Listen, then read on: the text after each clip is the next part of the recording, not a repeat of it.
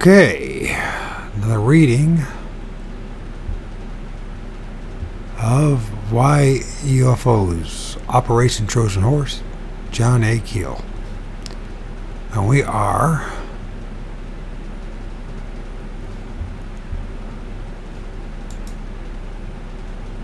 what is that? Okay. Chapter 12 of it, The Cosmic Jokers. I like this reading, and it makes a lot of sense to me. I know it might be very disappointing for a lot of other people, because we have our wishes and our desires and our biases, but from my experience, it seems to be this a show going on. It adds up and is part of the grand, or not so grand, reincarnation soul trap matrix that we're all stuck in. At least that's how I see it.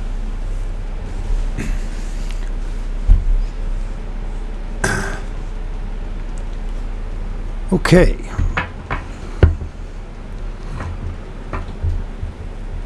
The Cosmic Jokers. Demonology is not just another crackpotology. It is an ancient and scholarly study of the monsters and demons who have seemingly coexisted with man throughout history. Thousands of books have been written on the subject, many of them authored by educated clergymen, scientists, and scholars. And uncounted numbers of well-documented demonic events are already available to every researcher. The manifestations and the occurrences described in this imposing literature are similar, if not entirely identical, to the UFO phenomenon itself. Victims of demonomania,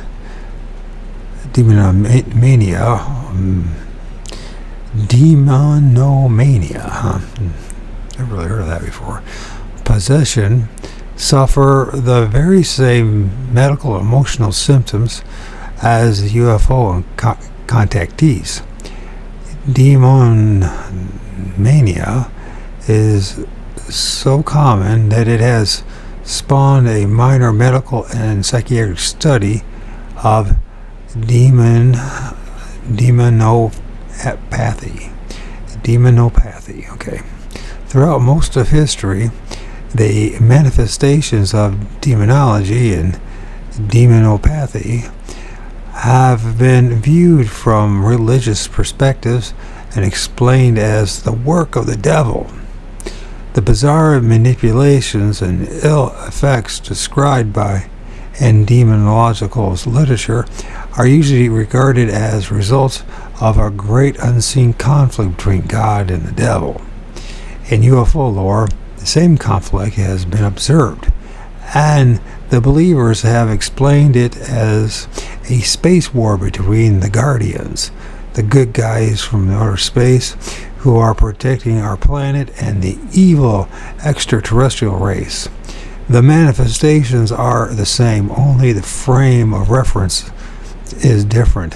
The devil and his demons can, according to the literature, manifest themselves in almost any form and can physically imitate anything from angels to horrifying monsters with glowing eyes. Strange objects and entities materialize and dematerialize in these stories, just as the UFOs and their splendid occupants appear and disappear, walk through walls, and perform other supernatural feats. Did ancient man misinterpret UFO manifestation by placing them in a religious context? Apparently not.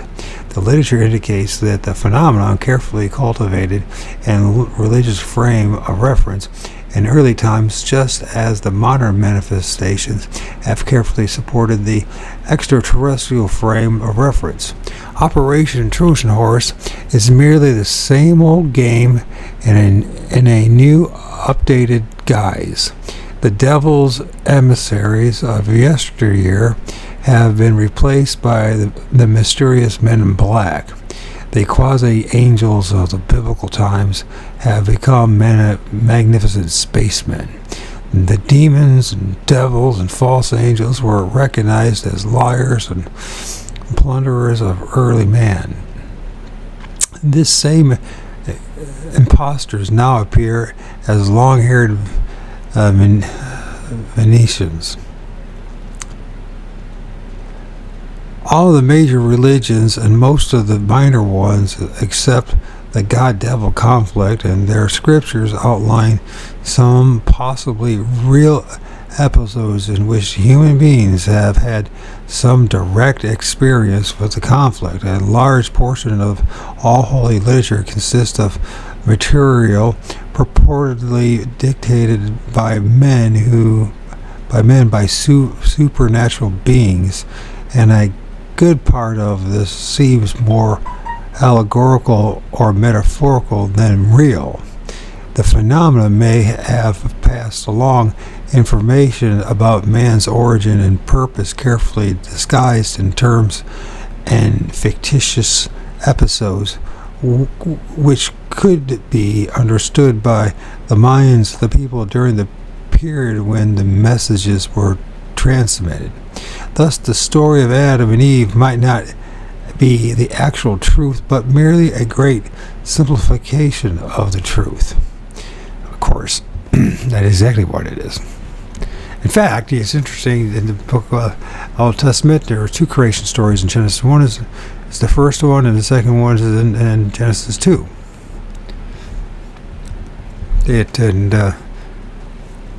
Very ethnocentric as well, and very much in line with the Levitical Aaronic priesthood. The temple. That's what you saw inside the temple. That's what they're describing the temple. Anyways, it doesn't really matter. The book's, like you said, metaphoric and allegorical.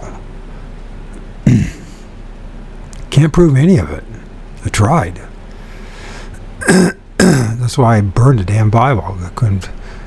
After 10 years of studying it, I realized all it does is cause confusion. It's like black magic. In fact, I think all the Abrahamic faiths are black magic. I'm not saying that the other ones are any better. I'm just saying it's just black magic. And in fact, I'm pretty convinced that we live in a reincarnation soul trap matrix. The reincarnation might be questionable, but we are in a trap. I know for one thing, and not in a million years would I have chose my life. The things that I've gone through the past 55 years. No, I never would have chosen in a million years. Nope. I was tricked to come down there, like all the rest of you. That's my opinion. Anyway, let's get back to the book.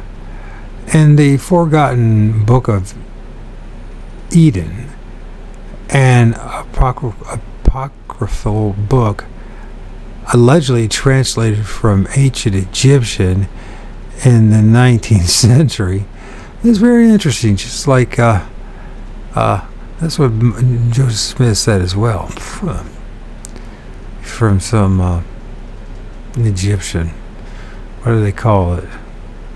I can't think of it. Anyways, my brain. Something in Egyptian. Reformed Egyptian. And the funny thing about Joseph Smith, he's the only one who could translate it. Period.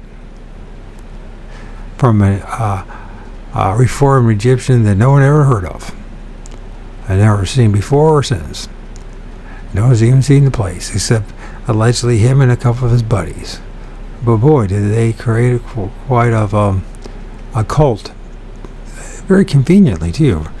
You know what I mean? We're in the time period when the Indian-American Wars were on, and they needed to have a group of people to go west. Most people were working game for it, so they had to create a new cult.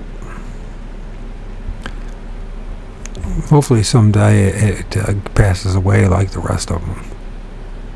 Anyways, allegedly translated from ancient Egyptian in the 19th century. We are told that Satan and his hosts were fallen angels who populated the earth from Adam. I wonder if Keel was Mormon, because he sure brings up this Mormon shit over and over again. And this shit, by the way. That's why I left the church. 2 months left of my mission, I left the church. It takes a bit of integrity, really. And there's multiple factors involved. I ran off with a woman I baptized as well. We were married for 12 arduous years. Oh well. I grew a lot in that period, and I hope she's doing well. Apparently, she was getting married. I hope she got married. She moved back to Portugal, and then she moved back to England where I met her. And I guess she met some guy, and I hope it works out well for her. I really don't have any hard feelings towards her. You know what I mean? We're just two screwed up people that amazingly found each other. Like it was predestined. Like predeterminism. Like maybe that's where we're all destined, right? Like a script was laid out for us, a life script. And we didn't know what we were signing up for. Anyways, since we were told that Satan and his hosts were fallen angels who populated the earth before Adam was brought into being. And Satan used lights and fire and water in his efforts to rid the planet of the troublesome creature. He even disguised himself as an angel from time to time and appeared as a beautiful young woman in his efforts to lead Adam into his doom. I know you one thing, that Bible, I mean, all the Abrahamic faiths are extremely anti-woman. I mean, really. I mean, if you're a woman, it doesn't make any sense. If you're a woman, you believe in that stuff. It just, but the spell, the book of spells is powerful. I was captured under the spell as well. Twice. Once as a young man, and then after I got nailed with MS back in I spent a decade. It was a crazy journey, madly crazy journey. But I mean, I'm glad I took the journey. But I think, although I probably lost more than I gained, but that's for another time and another topic and another time. Anyways. He even disguised himself as an angel from time to time and appeared as a beautiful young woman in his efforts to lead Adam to his doom. I don't know where he got that from, but it must have been from this book, this apocryphal book called The Forgotten Book of Eden, because it certainly doesn't say that in Genesis 3, chapter 3. Anyways, getting sidetracked here. UFO type lights were one of the devil's devices described in the Forgotten Book of Eden. Subtle variations on the same theme can be found in the Bible and in numerous scriptures of the Oriental cultures. Religious man has always been enthralled with the main and probably allegorical storyline that the hidden point has been missed. That point is that the earth was occupied before man arrived or was created. The original occupants or forces were paraphysical or possessed the power to transmogrification. The power of transmogrification. Man was the interloper, and the Earth's original occupants and owners were not very happy over the intrusion. The inevitable conflict arose between physical man and the paraphysical owners of that planet.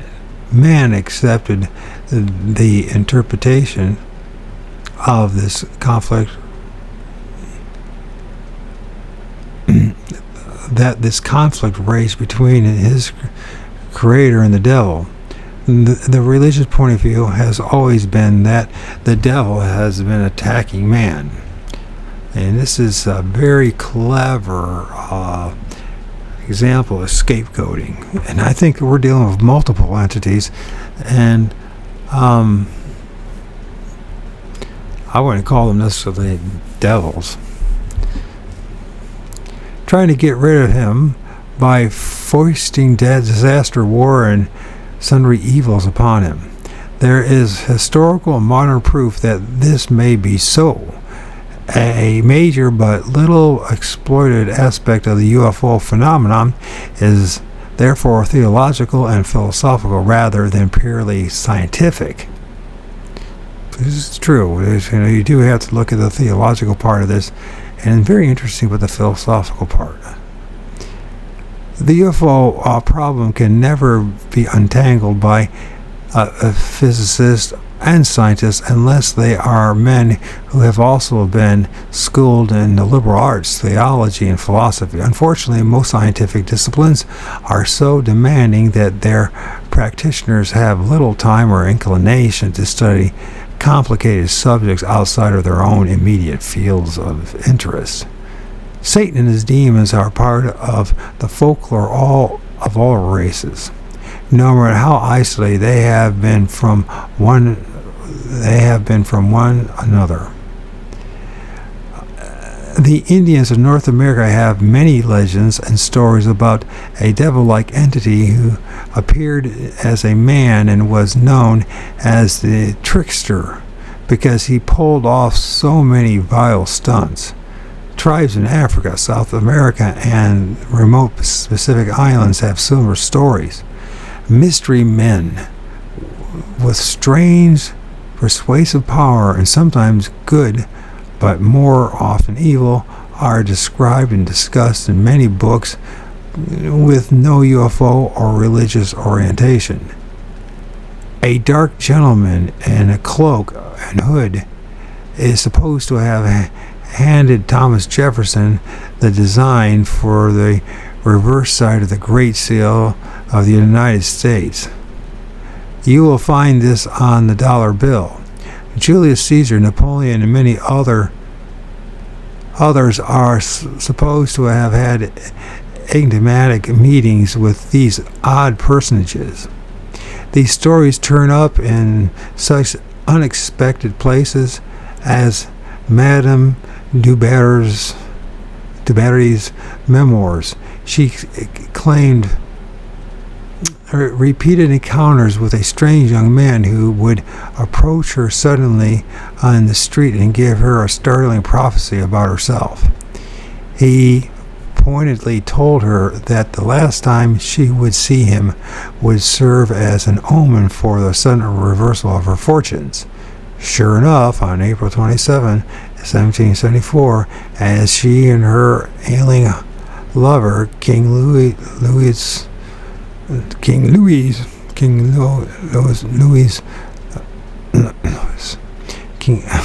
goddamn, good Louis the 15th, were heading for a palace in Versailles, and the youthful mystery man appeared one final time. I mechanically directed my eyes towards the iron gate leading to the garden, she wrote. I felt my face drained of blood as a cry of horror escaped my lips, for leaning against the gate was that single being. The coach had halted, and 3 men searched the area thoroughly, but could not find no trace of him. He had vanished into the thin air. Soon after, Madame du Barry's illustrious career in the royal courts ended, and she went into exile. Malcolm X The late leader of the Negro militant group, remember this is written back in 1970, so they're still using that term, so if you say African American or black or whatever, we know who we're talking about, reported a classic experience with a paraphysical man in black in his autobiography. He was serving a prison sentence at the time, and an entity materialized in his prison cell. As I lay in my bed, I suddenly became aware of a man sitting beside me in my chair. He had a dark suit. I remember I could see him as plainly as I can see anyone I look at. He wasn't black and he wasn't white. He was light brown skinned, an Asiatic cast of countenance, and he had oily black hair. I looked right into his face. I didn't get frightened. I know I wasn't dreaming. I couldn't move. I didn't speak, and he didn't. I couldn't place him racially, other than that I knew he was non-European. I had no idea whatsoever who he was. He just sat there. Then as suddenly as he come, he was gone. This type of vision is well known to students of psychic phenomena. The immobility and the akinesia experienced by Malcolm X is especially common in the bedroom visited casts in which participants awaken to sense or even see intruder in their bedroom. An encounter who melts away, the intruder who melts away after passing along a message or a warning. Psychiatrists tend to dismiss this type of phenomena as hypnopompic. Hypnopompic. I never heard of that word. That is, the vision is thought to be a dream which overlaps into the waking state. Solitary witnesses of UFO landings and contacts frequently complain of akinesia. They find themselves completely paralyzed until the object takes off and disappears. In some cases, UFO occupants allegedly aim a tube or a weapon of some sort at the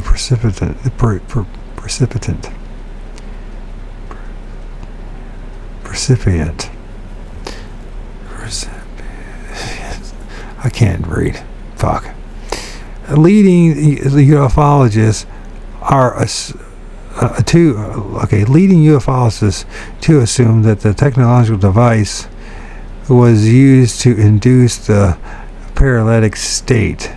The parapsychologists, on the other hand, have long concluded that akinesia is a contributing cause, that the entity materializes utilizing energy from the participant himself. If the UFO phenomenon is largely hallucinatory, and much of the evidence suggests that it is, then the parapsychological assumption may be more valid than the ufological speculation. Charles Brown, editor of the England's Flying Saucer Review, the world's most respected ufological journal, recently observed, did these witnesses widely dispersed on Earth and in time all have experience with solid creatures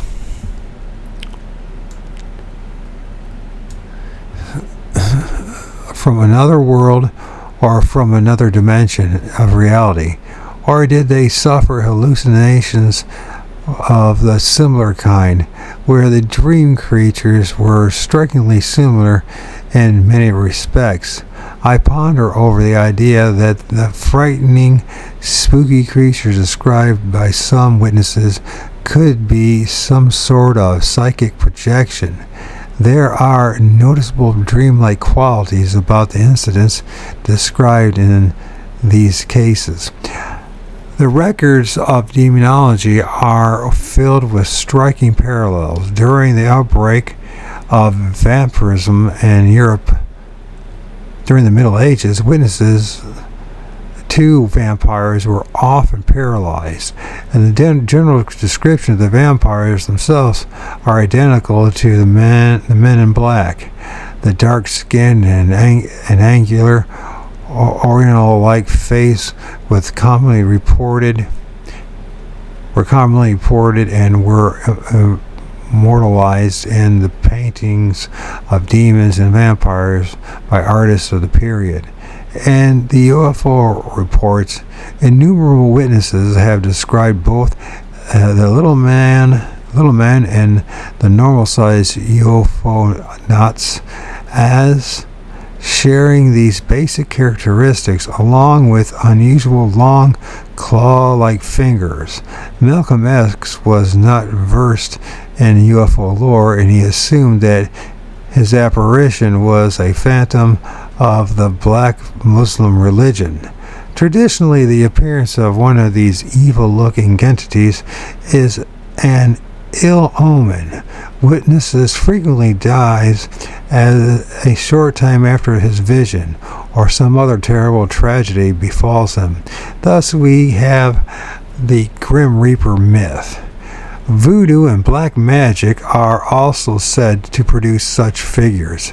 In the early 1950s, Albert K. Bender dabbled in both black magic and ufology. He created a stir in ufological circles when he claimed that he had been visited by three men with glowing eyes dressed in black suits. He suffered all of the classic symptoms of demonomania: the furious headaches, the upset stomach, anorexia, loss of appetite, and lacunar amnesia. How do you pronounce that? Lacunar amnesia. He abandoned his UFO studies after these experiences. I have in my files hundreds of cases, some of which have now been investigated by qualified psychiatrists, in which young men and women obsessed with UFO phenomena have suffered frightening visits from these apparitions, been followed by mysterious black Cadillacs which appeared and disappeared suddenly, and have been terrified into giving up their pursuits of the UFOs, and many contactees report similar experiences. The phenomena is reflective and more frightening the victims become, the more the manifestations are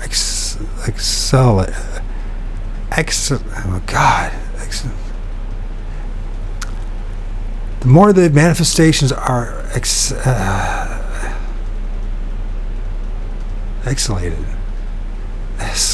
escalated. God dang.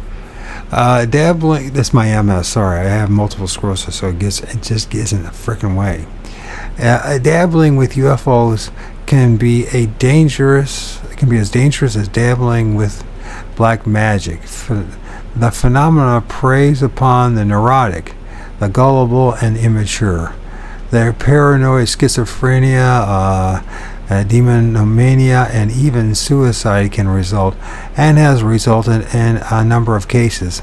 A mild curiosity about UFOs can turn into a destructive obsession. For this reason, I truly recommend that parents forbid their children from becoming involved.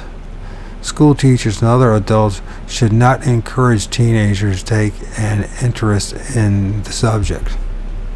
It's fair enough. Appearances of angels. There is a balance in nature, and there also seems to be a careful balance in the UFO psychic phenomena. People have actually died after exposure to the gamma and ultraviolet rays from the UFOs, while other people have had their ailments cured by similar rays. Well, it'd be nice if it happened to me. God, I'm so sick of being sick. The entities are most often mischievous and sometimes completely hostile to human beings, but there are cases in which people in trouble have been rescued by these characters. Occult literature is filled with accounts of this type. A man is lost in a blinding blizzard high in the Himalayas, miles from the nearest habitation. Suddenly, another man in, Kahaikai coveralls appears in the snow and guides him to an abandoned hut in safety, then vanishes. A pilot crashes in the Pacific a mile from a small island. A swimmer appears and hauls the injured man ashore, then vanishes. The island is totally deserted. A child is lost in a swamp, and an unusual man suddenly arrives, takes him by the hand, and leads him out. There are dozens of these lost children stories. New ones appear in local newspapers every year. The events are such a routine, anonymous. Good Samaritans can be ruled out. In the book of Daniel, chapter 3, King Nebuchadnezzar throws Shadrach, Meshach, and Abednego into a blazing fire. The trio emerge unhurt after the king observes, "Lo, I see 4 men loose, walking in the midst of the fire, and they have no hurt. The form of the 4th is like the Son of God." Our mystery men have allegedly guided trapped miners out of caved-in shafts. There are so many of these cases that once again we must ask, who are all these people? Where do they come from, and where do they go? Could they be the same kinds of entities who were known to the ancients as angels? Add up all these stories, and there seems as if our planet, and it seems that our planet has always been overrun with angels and devils, vampires, werewolves, ghouls, and ghost scalers, and sundry demons killing animals and people and lapping up blood, good guys and bad guys struggling to hold us together or break us apart. The book of the Secrets of Enoch is another apocryphal book attempting to explain, or at least to interpret, the invisible world around us.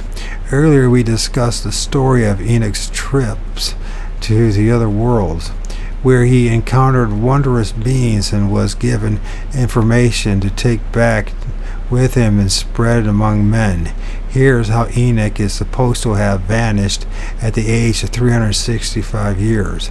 And when Enoch had talked to the people, the Lord sent out darkness unto the earth, and there was darkness, and it covered those men standing with Enoch.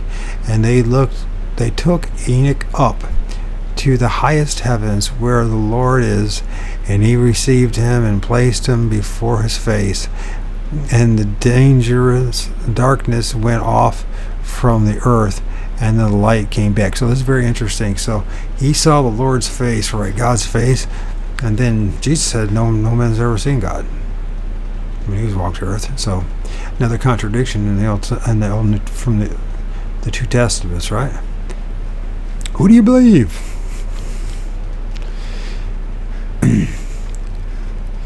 And the people saw and understood not how Enoch had been taken, and glorified God, and found a roll in which was traced the invisible God. All went to their homes. The Bible reduces all this to a single line. Genesis 5:24, and Enoch walked with God, and he was not, for God took him.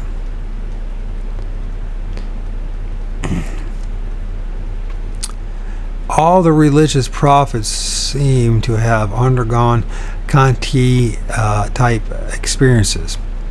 A man named Hermes, a brother of Pius, Bishop of Rome, left behind a controversial book of visions, which details numerous UFO-like events early in the Christian era. Hermes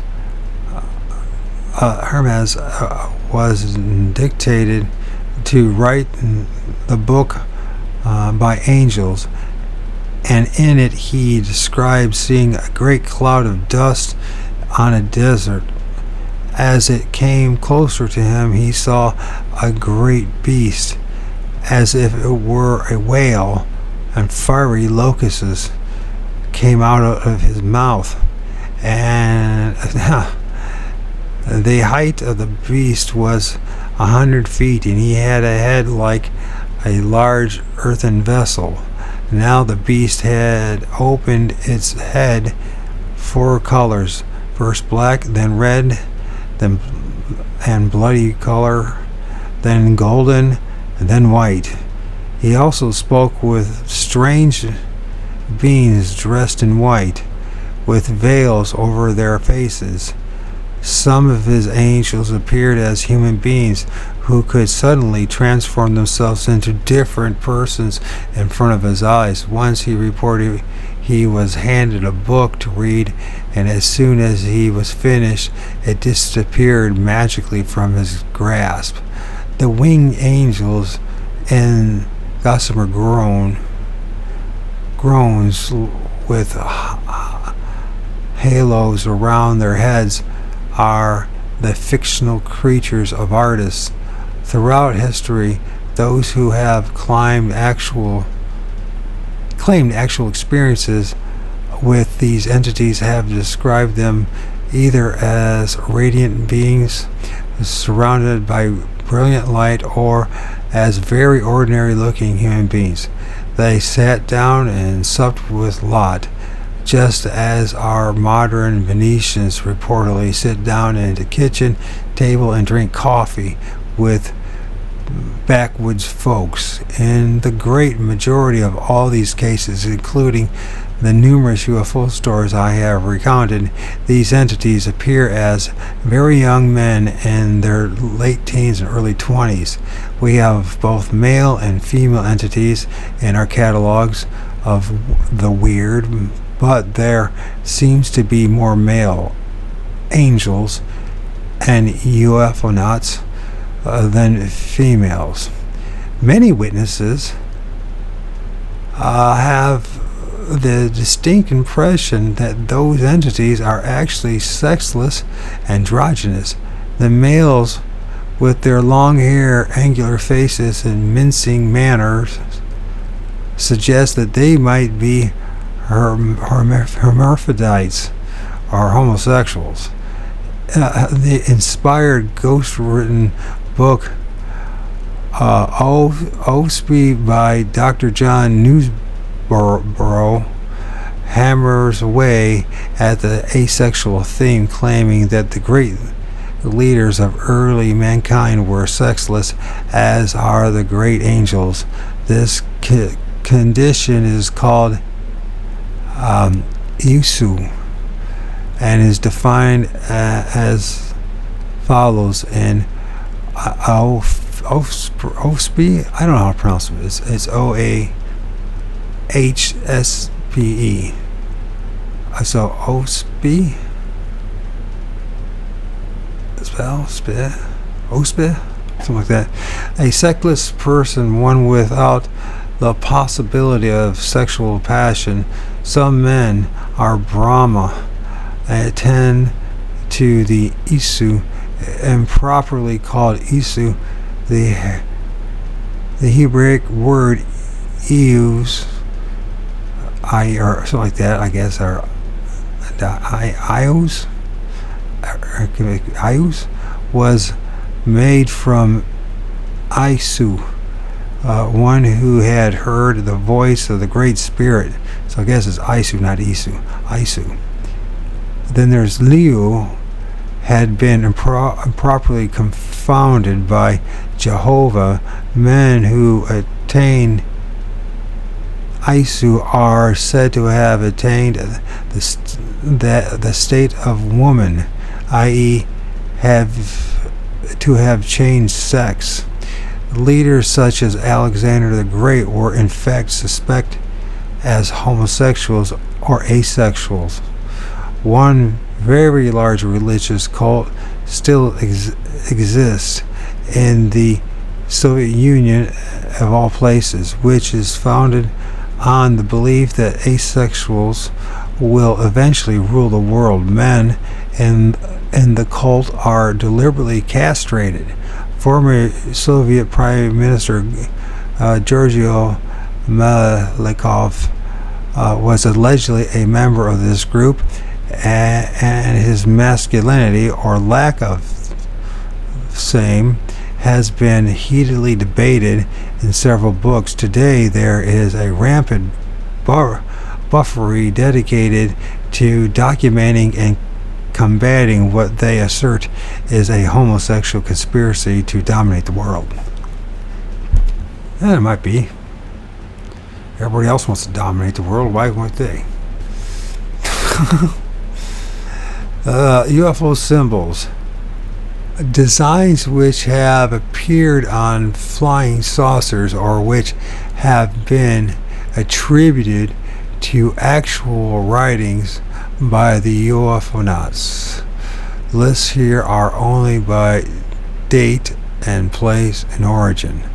And then there's the Martian alphabet, Geneva, Switzerland. And then they got Phyllis Boas case, Brazil, 1957. And then they got Angular case, Brazil, April 24, 1959. Then they got San Paulo, Brazil, April 25th, 1959. Then they got a symbol here reportedly seen on site of UFO Socorro, New Mexico, April 24, 1964. Willoughby case, USA, 1964 through 65. And then the next one is, they got numbers there. I guess this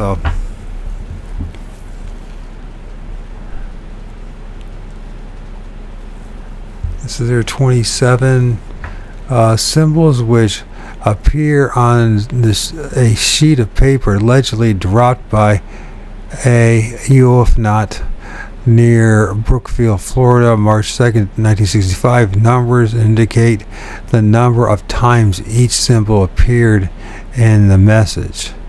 Then they get the first one 27 times, and the next one is 25 times, and the next one is 15 times, then 12 times, and 8 times, and 2 times. And then symbols of dials and alleged craft, Ballard, Washington, February 1966. And the last one is symbol photographed on the bottom of UFO Madrid, Spain, June 1st, 1967. Guess you can do anything if you want. Scribble something called a symbol. That's pretty much what we do, right? Except for those who might be specifically constructed for incubus or succubus activities and invisible entities who reportedly fornicate with human females and males. It does appear that our angels and spacemen come from a world without sex, and very probably a world without an organized society, a world in which each individual is merely a unit in the whole and is totally controlled by the collective intelligence or energy mass of that whole. In other words, these beings have no free will. They are slaves of a very high order. Often they try to convey this to participants with their statements. We are one. We are in bondage. Such a world would have no need for money, and the contactees are often told that a great civilization is in outer space does not use money. ego would be unknown, so all of the social problems, conflicts, and ambitions produced by ego would be unknown too. Even death would hold no terror. To us, death means the end of our enjoyment of material things, of sex, of the ego. Well, getting old pretty much does the same thing too. A lot of us, we lose this stuff in our course of life long before we even die. That's how this matrix is designed. We don't want to talk about that, do we?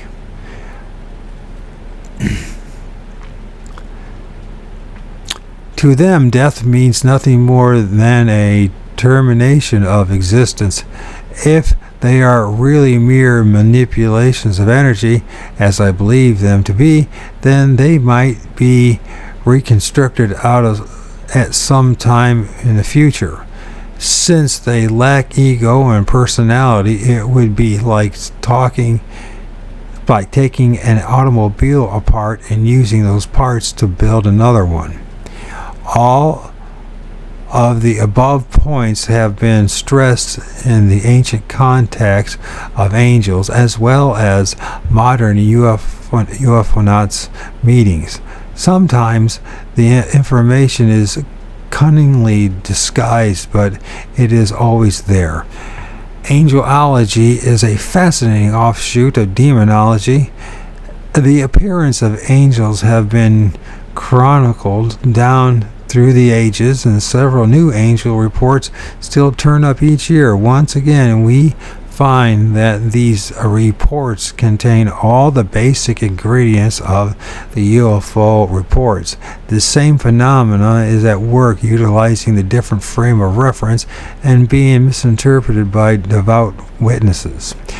A writer named Gustav Davison spent several years of his life sifting through all the religious, occult, and psychic records to compile his massive dictionary of angels. The reflective factor, so common in ufology and demonology, seems to have bothered Mr. Davison too. Davison wrote in the introduction of his book, "At this stage of the quest, I am literally bedeviled by angels. They stalked and leisured me." What the hell? I can't say the damn word. I'm sorry. Like I said, I'm doing this for me first. And you should join me in the journey, so be it. And if you don't, so be it. It's nothing personal. Leisured. I don't want to say how to pronounce the damn fucking thing.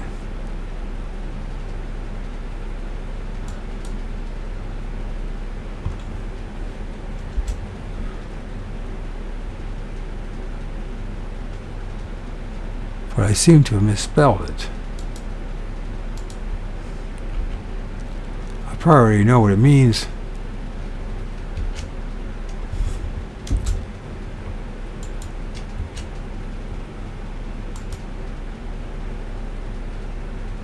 Oh God. Leaguered. Why couldn't I say that word? I know why. I keep on saying, why can't I say the word? And when I know why I can't say the word, I can't say anything anymore. What does leaguered mean? Definition of leaguered is past tense. Leaguered, archaic, is as an besieged or to surround, as the fortified place with army and forces captured and preventing coming, blah, blah, blah. Leaguered. So basically it means to be captured, I guess. Leaguered. So they stalked and leaguered me by night and day. I could not tell the evil from the good. I moved indeed in a twilight zone of tall presences. I remember one occasion, it was winter and getting dark, and returning home from a neighboring farm, I had cut across an unfamiliar field. Suddenly, a nightmarish shape loomed up in front of me, barring my progress. After a paralyzing moment, I managed to fight my way past the phantom.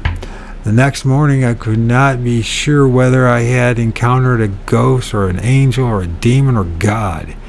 There were other such moments and other such encounters when I passed from terror to trance, from intimidations of realms unguised, at to the conviction that beyond the what the hell, from intimations of realms unguised, at to the conviction that beyond the reach of our senses, beyond the arc of all our experiences, sacred and profound, there was only to an expression of Paul's in 1 Timothy 4, fable and endless genealogies. Fable and endless genealogies, that sums up what we're facing in trying to isolate the UFO phantoms from the larger, more important big picture. The overall situation of which the UFOs are merely a small and perhaps even insignificant part. The elementals. When I was just a farm boy new to the big city, I met an elderly woman who hired me to type up a book manuscript she had written. It was largely incoherent, and I suspect she was a little bit off her rocker. The book describes her interminable interminable conversations with an ancient Roman named Lucretius.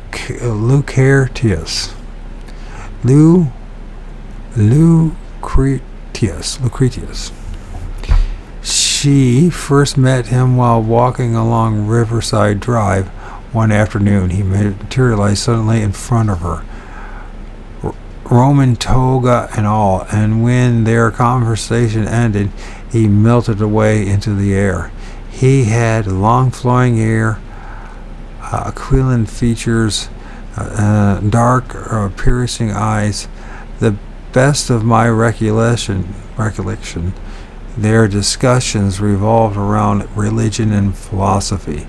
Several times since then I have met other people who claim to have had frequent encounters with similar entities.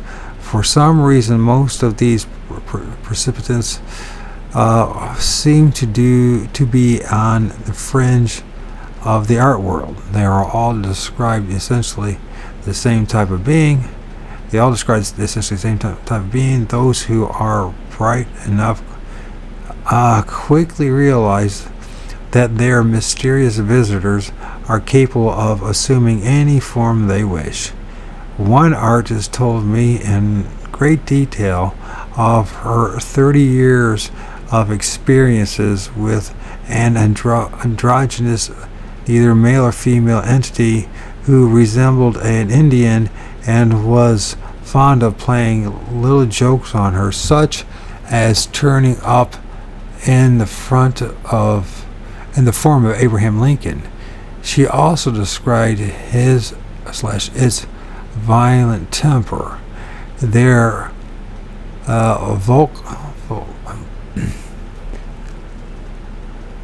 Valkyries, they're Valkyries.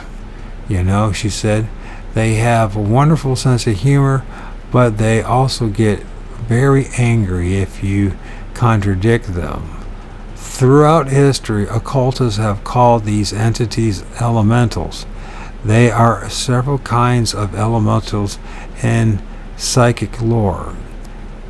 One type is supposedly conjured up by secret magical rites and can assume any kind of form, ranging from that of a beautiful woman to hideous, indescribable monsters. Once a witch or warlock has whipped up such a critter, it will mindlessly repeat the same actions century after century in the same place until another occultist comes along and performs a rite necessary to dissolve it. Many hauntings are ascribed to elemental beings. Generation after generation, the entity returns to the same spot to walk along the specific course. If a house is built on that spot, it will walk through the house, leaving unlocked doors in its wake, parading through bedrooms and pantries, wandering blindly across gardens. There are innumerable documented instances in which knowledgeable occultists have gotten rid of such entities by exercising certain rites and chanting ancient prayers. Sounds ridiculous, but as with exorcism rites of the Catholic Church, it seems to work.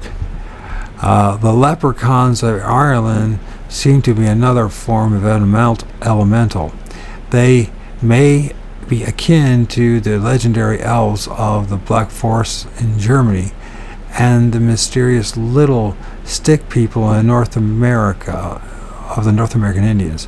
The Irish have all kinds of stories and lore about the little people, and in 1986, where I was born, the people of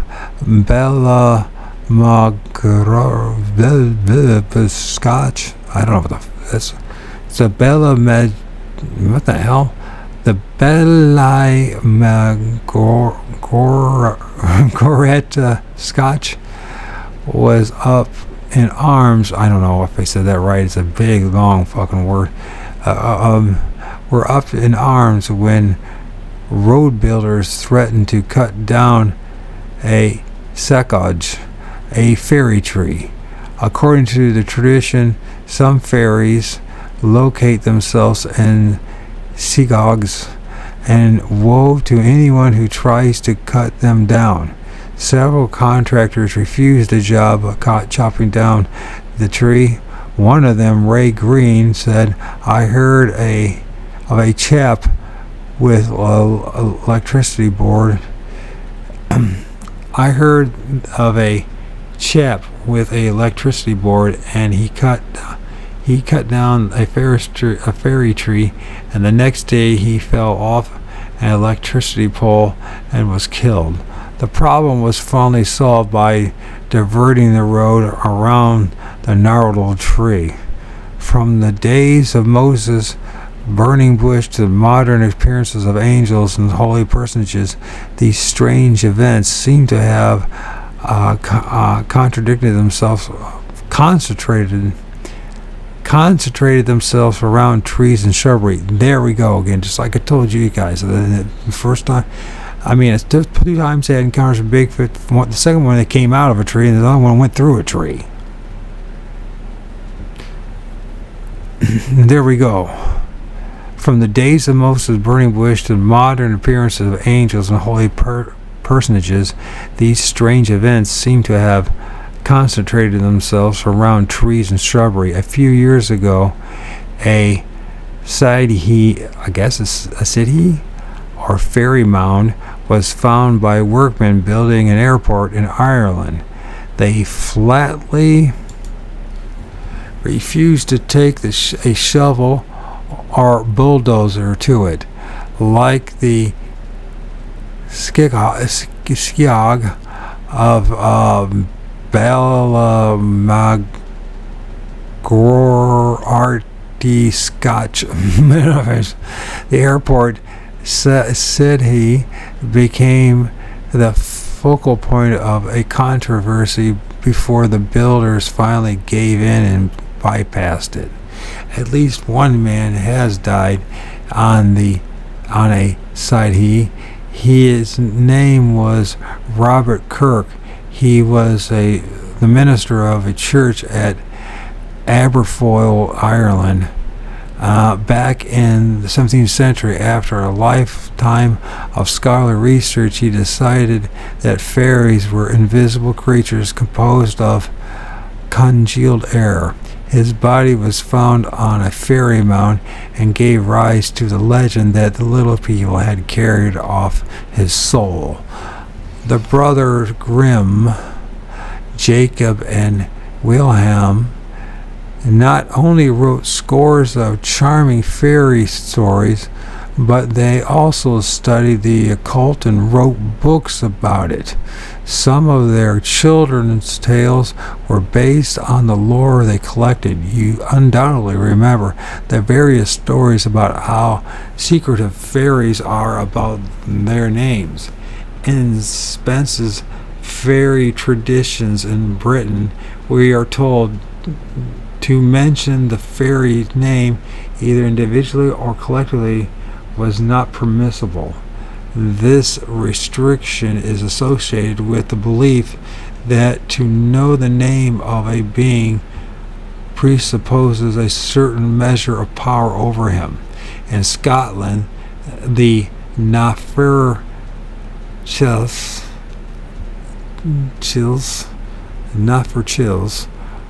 were nimble men who inhabited the sky. In Ireland and Wales, fairies with reddish skin were called Darig, and the legendary ancestors of men who built Stonehenge were known as Firbolgs.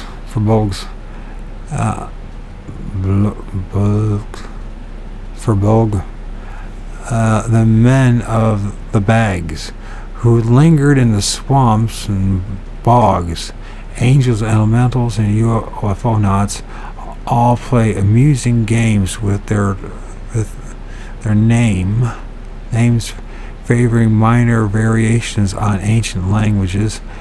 The late George Adamski, one of the first UFO contactees to receive publicly in the early 1950s, claimed that he had met an illustrious space person named Furcon, a name that was probably derived from the ancient Gaelic, a language completely unknown to Mr. Adamski.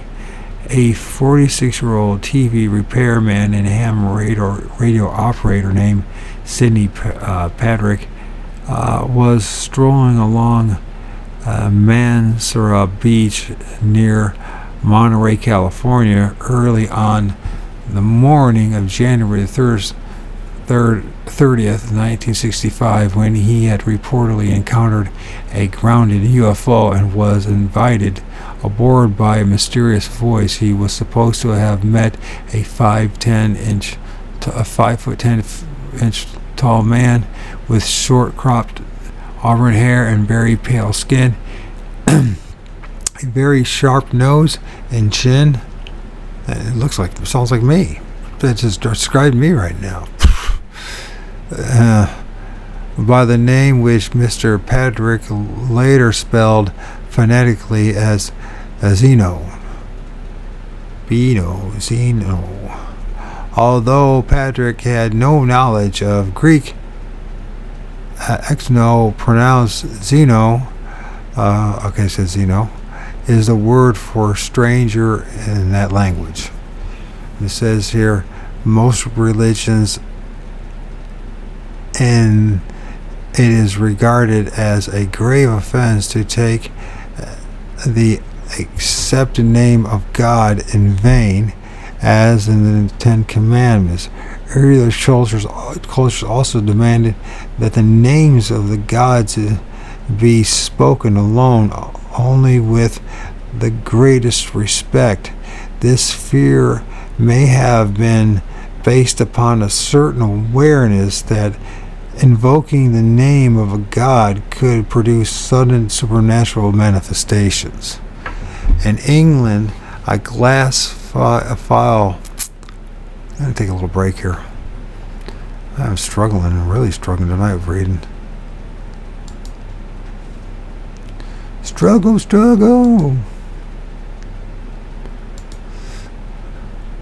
Okay, here we go again. At least one man had died from on a side he.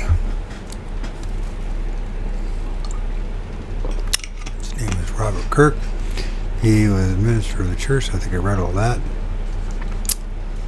Where am I at now? Fairy tradition in Britain.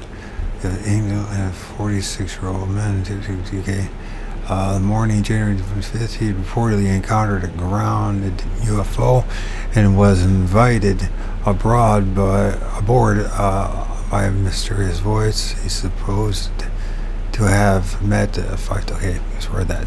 In England, a glass file filled with silver sand was found at an alleged UFO landing site in April 1965. It was wrapped in a piece of parchment containing Greek letterings which spelled out Adelphius Adelpho, meaning brother to brother.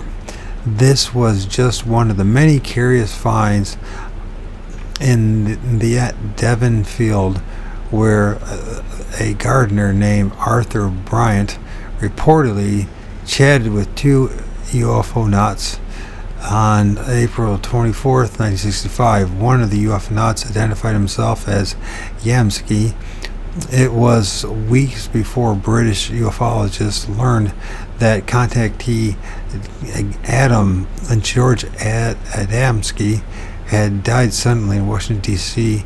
on April 23rd, 1965, only a few hours before the Bryant contact. Mr. Bryant himself died of brain tumor on June 24th, 1967. On the anniversary of Kenneth Arnold's first flying saucer sighting 25 years earlier. Coincidentally, the journalist Frank Edwards, author of two popular UFO books and a longtime researcher, passed away a few hours before Bryant in his home in Indiana. There have been other seemingly coincidental deaths in the UFO field. On June 24th, Frank Scully, author of Behind the Flying Saucers, died on June 24th, 1964. Richard Church, a well-known British ufologist and contactee, died on June 24th, 1967. Willie Lee, a pioneer rocket and space authority, suffered a fatal heart attack on June 24th, 1969. Perceptive readers will note that many of the events, both modern and historic, outlined in this book occurred on the 24th of the month. Another Englishman, Arthur Shuttlewood, the editor of Warminster Journal, became involved in UFO investigations when Warminster experienced a spectacular flying saucer flap beginning in December 1964. He was soon introduced into the twilight world of the elementals. First, he received a long series of phone calls purportedly from space people. Later, the tall, pale, and long-fingered gentleman in coveralls came knocking on his door to engage him in long chats about cosmic matters. They announced that they were from they can tell. Their word for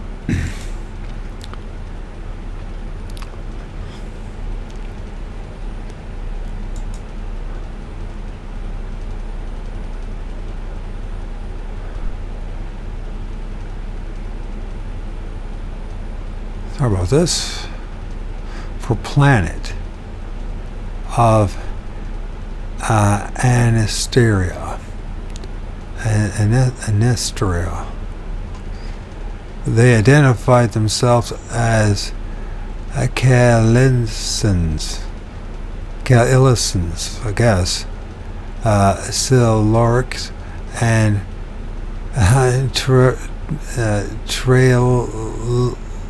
Trailosans. So, Calistan, Siluric, and Trailosans. I guess that's how they pronounced it. These names were probably plays on Old Greek terms. And Asteria could be a derivative from the ancient Greek story of Anessus, the son of the Trojan prince Anchises,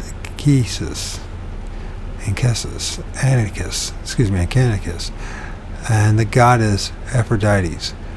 And Anessus roamed the world for 7 years and was the subject of Virgil's history. Aeneid. God damn, I can't read it. A work of Shuttlewood a book Shuttlewood had never even heard of. Callison could have had its roots in the story of Caenesis, a Thessalonian woman who was supposed to have the power to change her sex. According to legend, she offended Zeus and was punished by being changed into a bird.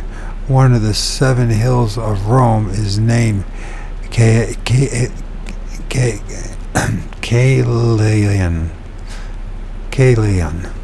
The name Siluric might have come from Silin, the moon goddess in Greek mythology.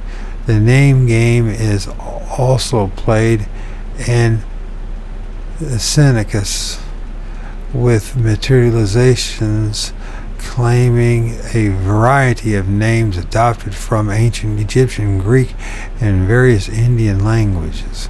Apparently, the elementals have a language of their own, which sounds like double talk or bad science fiction, and they frequently toss in words and names from that language just to keep things confused. Thousands of mediums, psychics, and UFO contactees have been receiving mountains of messages from Ashtar in recent years. Mr. Ashtar represents himself as a leader in a great intergalactic council which holds regular meetings on Jupiter, Venus, and Saturn, and many planets unknown to us. But Ashtar is not a new arrival. Variations of this name, such as Ashtaroth, Ashar, Asheroth, etc., appear in demonological literature throughout history, both in the Orient and the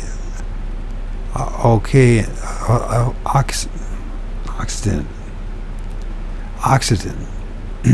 Mr. Ashtar has been around for a very long time, posing as assorted gods and demons, and now, in modern phase, another glorious spaceman. Angels, too, indulge in the name game. Gustav Davidson, a dictionary of angels, is filled with names very similar to those which crop up in UFO and occult lore. And of course, the fairies and the leprechauns of Northern Europe have played the name game with almost delightful vengeance, particularly during the Middle Ages. There is more truth in Rumpelstiltskin than most people recognize. Fairies are supposed to possess magical powers and the ability to alter physical matter and to paralyze people through spells. To be bewitched by fairies is to have your mind and body controlled by them. Accounts of little humanoids with supernatural powers can be found in almost every culture. In Indian legends of the Northern Rockies, Dr. E. Clark describes the various Indian legends about little 3 foot tall beings who rendered themselves invisible by rubbing themselves with a certain type of grass. They were supposed to have incredible strength, and in one story, an Indian exposed to one of these creatures suffered from a swollen face afterwards. As in Northern Europe, The little people of the Rocky Mountains reputedly kidnapped children from the Indian tribes frequently.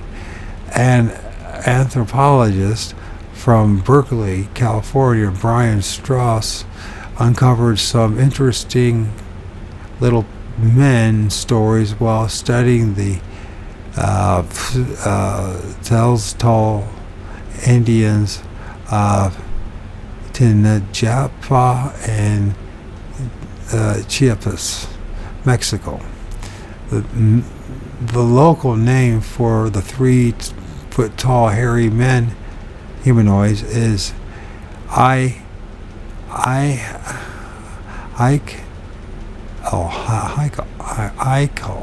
guess that's what it's called. Eichel. Legend claims that Eichel flied about with some kind of rocket attached to their back, and they occasionally carry off people. A little further south, similar beings supposedly live in caves and are able to fly through the air. They are said to kidnap women and force them to bear children. Far in the interior of Brazil, according to the explorer Lieutenant Colonel P.H. Fawcett, there thrives a dreaded group of bat people who live in caves and possess telepathic powers. Why haven't any of these entities ever been photographed? They have.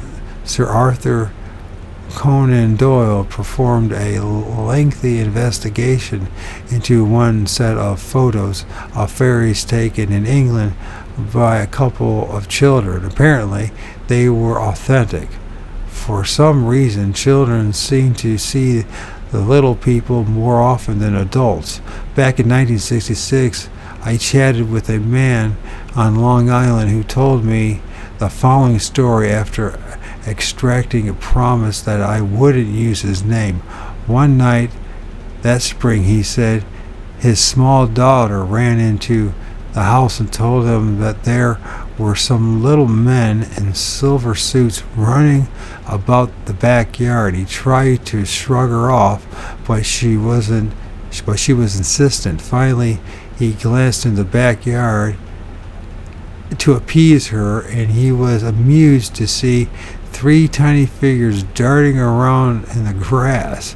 They were less than 2 feet and were wearing skin-tight metallic suits of some sort. He cautiously opened the door and stepped outside, and the 3 figures instantly ran to the far end of the yard and vanished.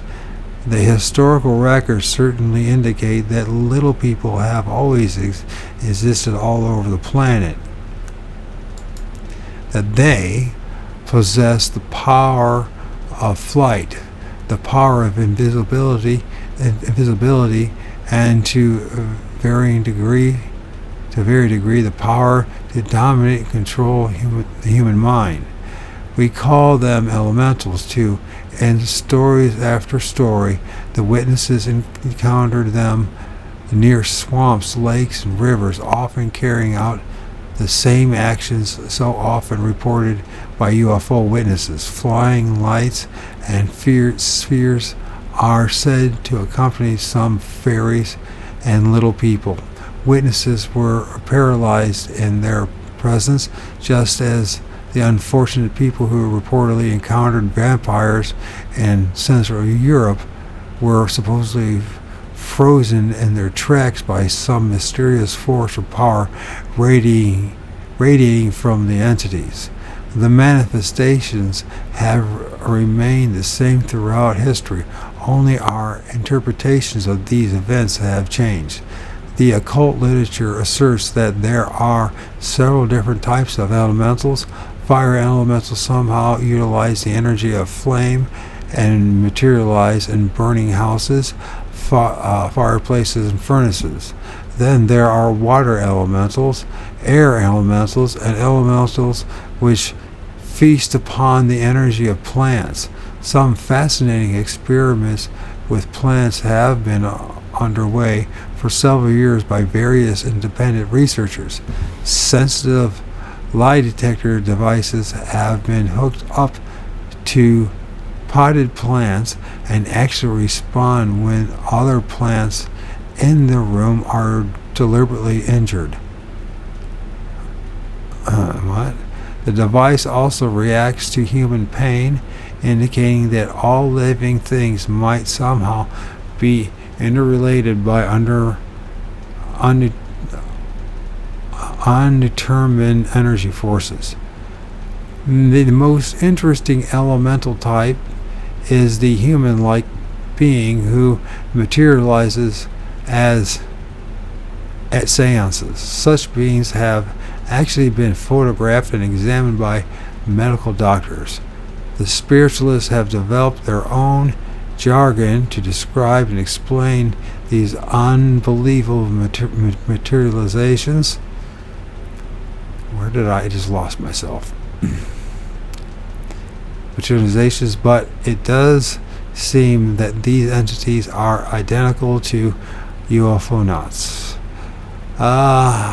In these cases, the medium goes into a trance, his and her metabolism declining almost to the point of death. Then a figure slowly begins to appear in the seance room. In many cases, the room is fully lit and witnesses completely surround the figure, ruling out mundane trickery. In the majority of cases, the entity resembles an Indian or an Oriental, with high cheekbones, slanted eyes, and reddish or olive skin. They usually wear robes or Indian garb, but have also appeared in the accepted dress of the period. Long hair is a common feature. Both male and female entities have been described. They can speak audibly and carry on conversations with the witnesses. These seances, materializations, seem to be identical also to the Valkyrie type, who appear repeatedly before isolated individuals. Sir William Crookes, the famed physicist, attended no less than 45 materializations of this kind, photographing and physically examining the entities. Here is a rather routine description of a materialization event from the late 1800s, as recounted by Archbishop Thomas Colley in a commentary appended to the 1882 edition of OSPI. I guess I should pronounce it. Witnessed, I've seen it before, but I never could pronounce that damn word. Witnessed by a group of doctors and clergymen, a spirit form 8 inches taller than Dr. Monk, Reverend Francis Monk, the medium, grew from him by degrees, building itself up into giant proportions, with muscular limbs and developed like a statuary of bronze, and of color. There came into disconnected, independent, vigorous life. Apart from the medium, the ancient Egyptian, I now got it, the spirit to measure hands, placing the palm on mine. The hand was smaller, like all the Easterns, and the wrist was also smaller, but the arms were massive, muscular, bronzed, and hairy. It's like a Bigfoot almost. Some kind of Bigfoot. Its eyes were black and piercing, but not unkindly. Its hair was lank and jet, and the mustache and beard long and drooping. Its features full of life and expressions, yet sphinx-like. Its headdress was very peculiar, a sort of metal skull cap that with an emblem in front, overhanging the brow. Interesting. Which trembled and quivered and glistened. I was suffering to feel it, but as I did so, it seemed to melt away like a snowflake under my touch, to grow solid again the moment after. In the seance room, such an entity is automatically regarded as a spirit, the shadow of a long dead Egyptian. But if the same entity wearing the same metallic skull cap could stride out of the bushes in West Virginia and alarm clandestine lovers in a parked car, he would be considered a spaceman. Now we can reach another tentative conclusion. In order to materialize and take on definite form, these entities seem to require a source of energy, a fire or a living thing, a plant, a tree, a human medium, or contactees. Our sciences have not yet reached a point where they can offer any kind of working hypothesis for this process, but we can speculate that these beings need living energy which they can restructure into physical form. Perhaps that is why dogs and animals tend to vanish in flap areas. Perhaps the living cells of those animals are somehow used by the ultra-terrestrials to create forms which we can see and sense with our limited perceptions. Perhaps humans and animals' blood is also essential for the process. The birth of spiritualism. In 1823, young Joseph Smith woke up in the farmhouse near Palmyra, New York, to find a faceless messenger standing beside his bed. With a faceless messenger.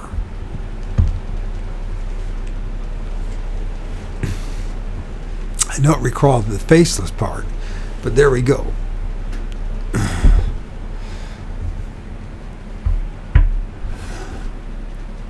Standing beside his bed, within a few years, Spring-Heeled Jack was leaping around the British countryside, his cap fluttering in the still night air.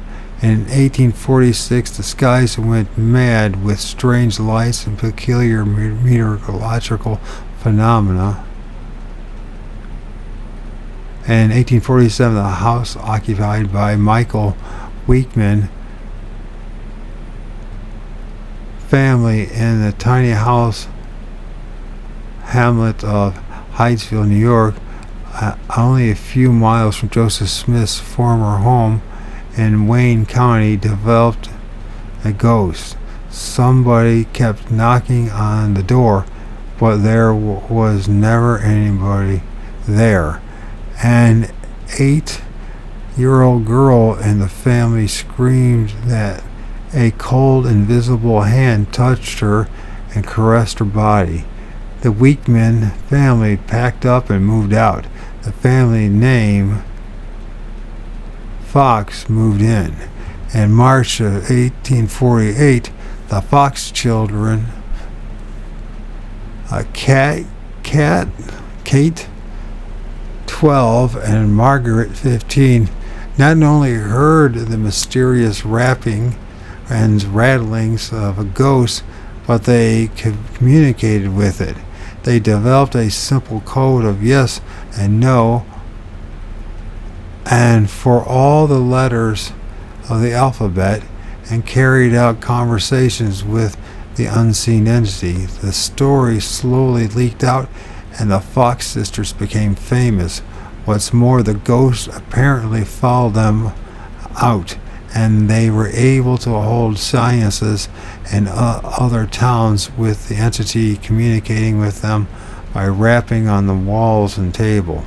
I think I heard about these, and then they end up being discovered to be frauds, like all the rest of them.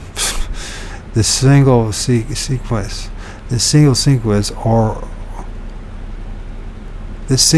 or was it a communication breakthrough, was the beginning of modern spiritualism. So here's another freakish coincidence to ponder. Both Mormonism and spiritualism were born in the same country and places only a few miles from each other. In the Burnover district, there was a lot of bullshit that was produced there. A lot of cults were produced there. Spiritualism became a rage in 1850s and 1860s. Mediums blossomed all over the world. Many of them proved to be fraudulent and were merely cashing in on the fad, but many others, performed inexplicable feats because ghosts and spiritual manifestations seemed to offer proof of religious beliefs. Many educated men took an active interest in investigating such phenomena. And it says here, the date of this breakthrough was March 31st, 1848.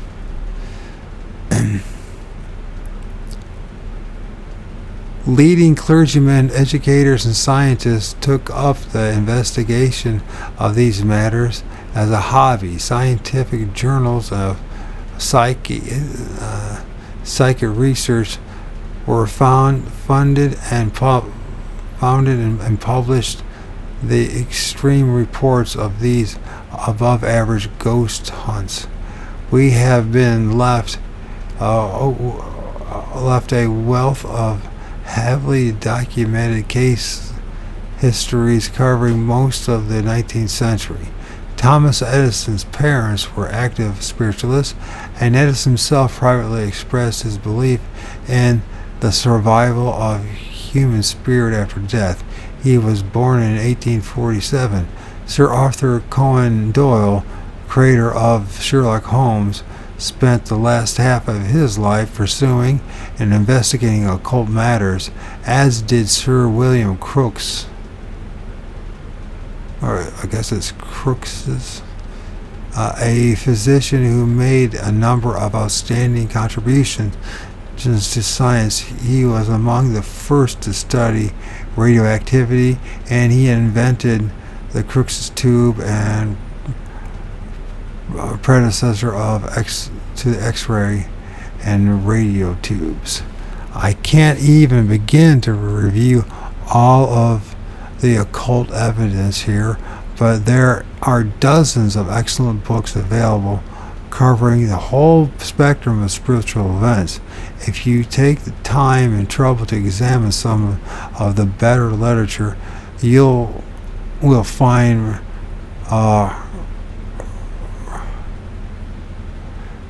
precise parallels and correlations with the UFO phenomena. It appears that the same forces are at work in both situations. The same pattern prevails, particularly the hoax patterns, and the same underlying purposes seem to be present. In short, we can conclude that spiritualism is just another means of communication between the ultra-terrestrials,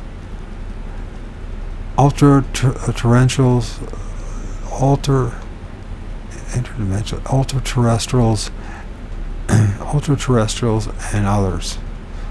Ultra-terrestrials and ourselves, excuse me. This form of communication has been a constant use throughout history. UFOs and things that go bump in the night. The late Dr. Nadar Fodor, a leading New York psychiatrist, made an extensive study of seemingly genuine trance mediums and even attempted to psychoanalyze their spirit guides or alter egos. He also performed an outstanding study on the poltergeist phenomena in his book Haunted People, written in collaboration with Hereward Carrington. he presented 375 typical poltergeist cases from AD 355 to AD 1947. A great many of these cases are identical to our modern UFO incident. Let me see that.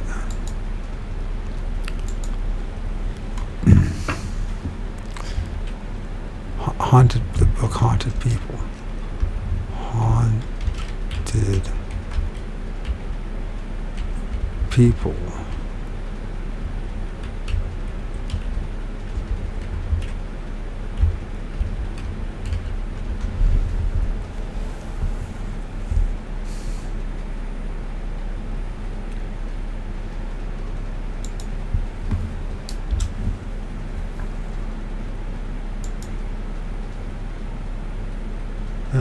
Okay. How did I end up getting into this shit anyways?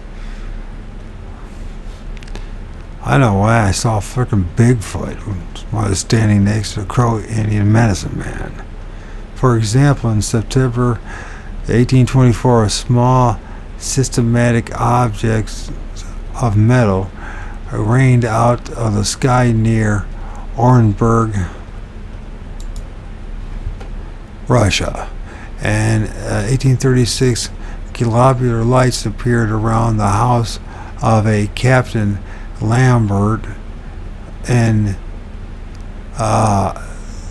don't even have to sieged Hungary. Strange sounds were heard in the house, and a woman in white appeared and disappeared frequently over a long period. And the breaking of glassware and rapping on the door and walls were routine in many of these cases. And by the way, that happens in Bigfoot shit too, doesn't it? The rapping on doors and windows. And we all pretend that there's some flesh and blood thing. It's amazing. It's amazing what people will do. It's amazing what we will do. Where the hell am I? The breaking of glassware and rapping on doors and walls were routine in many of these cases all over the world. A floating vaporous body shaped like a football was seen around a boarding house in New York in 1882 and was accompanied by rapping sounds. Dogs frequently reacted with terror during these manifestations. Bedcloths were yanked from beds by unseen hands, and many of the victims awoke in the middle of the night to find elusive phantoms standing over their beds. One of the most celebrated of all poltergeist cases, known generally as the Bell Witch, took place in Robertson County, Tennessee in 1820s. The home of John Bell was plagued for years by a mysterious presence which made all kinds of noises, indulged in destructive manifestation, and he even talked to the victims and the numerous witnesses. Lights like candles and lamps flitting across the yard and through the fields were frequently seen. General Andrew Jackson, 7th President of the United States, 1829 to 1837, reportedly paid a visit to the Bell homestead. As he neared the place, his horse suddenly halted, and apparently unable to pull his wagon further. The general got down and examined the wheels and the road and could find no reason for the horse's struggle. Suddenly, a metallic voice rang out from behind some bushes. Oh, shit.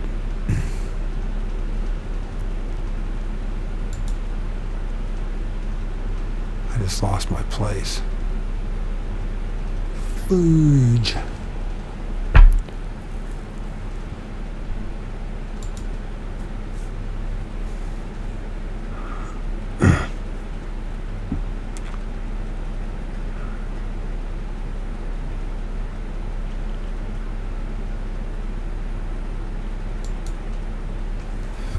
Okay, there he goes. And he examined the wheels and the road and could find no reason for the horse's struggle. Suddenly, a metallic voice rang out from behind some bushes. "All right, General, let the wagons move." And the horses were able to pull it again. "This sounds like our first electromagnetic case." Even though no motors or electrical circuits were involved, another witness, one William Porter, claimed that he tussled with an invisible entity in the Bell home. He was awakened in his bedroom when someone or something hauled the covers off him. He grappled in the dark and managed to roll the entity up in the quilt. Then he picked the struggling shape up and headed for the smoldering fireplace, intending to throw the cover, witch and all, into the fire. I discovered that it was very weighty, and he wrote later, "The smell and smelled awful. I had not got halfway across the room before the luggage got so heavy and it became so offensive that I was compelled to drop it on the floor and rush outside for a breath of fresh air. The odor emitted from the roll was the most offensive stench I ever smelled. A detached, derisive voice frequently spoke to the Bells and various people who visited them to witness the manifestation. It actually succeeded in breaking up the marriage plans of young Betsy Bell, saying so many things to Betsy and Joshua Gardner. Joshua Gardner, her fiance, in the presence of their friends, of the highly embarrassing nature that the girl in time became quite hysterical and worn out in despair. This is a common factor in many poltergeist cases. The invisible entities loudly reveal and discuss the intimate secrets of the victims in the presence of outsiders, indicating that they, like the UFO entities, know everything about our life histories. This type of behavior is reported in case after case extending far back into history. An English poltergeist back in 1190, for example, used to talk to people, and it would reveal publicly deeds done from time of their birth, which least of all they wished others either to hear or know. In many modern UFO contact cases, the visible and apparently physical entities nearly always established at the outset their complete knowledge of the contactee's past, often coming up with information about distant relatives unknown to the contactee, which, when checked out, proved to be valid. Another common factor in poltergeist cases is the sudden materialization or disappearance of physical objects. Stones have often fallen from the ceilings of rooms in such quantities that they had to be shoveled out every morning. This has even reportedly happened in tents in the desert. Ordinary objects such as ashtrays suddenly vanish and are later found in outlandish places. UFO contactees report the same kind of phenomena shortly after they receive their first visit from the entities. The controversial contactee Truman Bethurum stubbornly cited an incident in which the beautiful female